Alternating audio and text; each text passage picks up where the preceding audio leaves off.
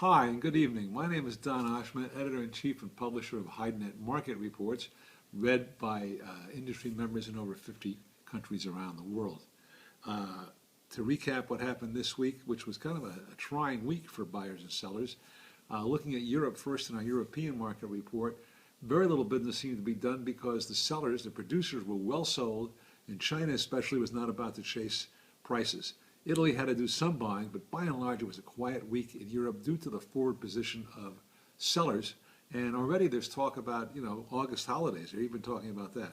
But it's not a great time for buyers, and the sellers seem to be in control, and buyers don't want to follow the market. In America this week, it was also quiet.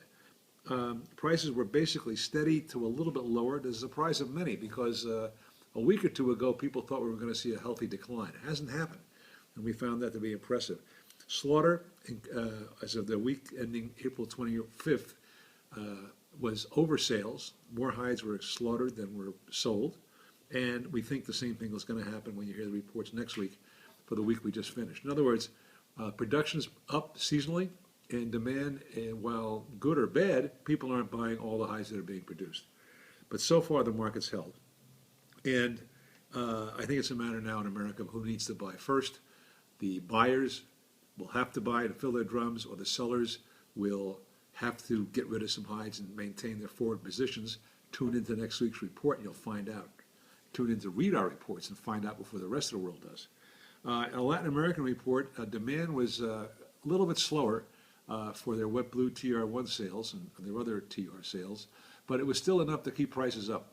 Tanners were not overly anxious sellers, in spite of a slowdown in domestic business, because most of the people, as our report shows, most of the tanners in Brazil were comfortably forward sold, as was the case in Europe as well this week. April set a record for the amount of dollars of hides exported, wet blue basically, exported and crushed. It was a record month for that in Brazil. Argentina, there were some price changes in raw material. Tune in, read our Latin American report, and find out all about it. This week in Europe, which was produced last week, talked about in China, excuse me, how the rate of growth is still okay. Everybody would love to have it, but it's slowing. The Chinese PMI, their Purchasing Managers Index, has slowed. So although while they're still gaining year to year, they're gaining at a slower pace. Car sales are still very good, but furniture upholstery business has definitely slowed in China. That's it for tonight's report. Again, I urge you to go to www.hydenet.com, get a free sample of any or all the reports you like, and see why profitable tanners, shoemakers, investors, furniture companies, people of all aspects of the industry who use leather, rely on HydeNet for the information. Thanks for watching.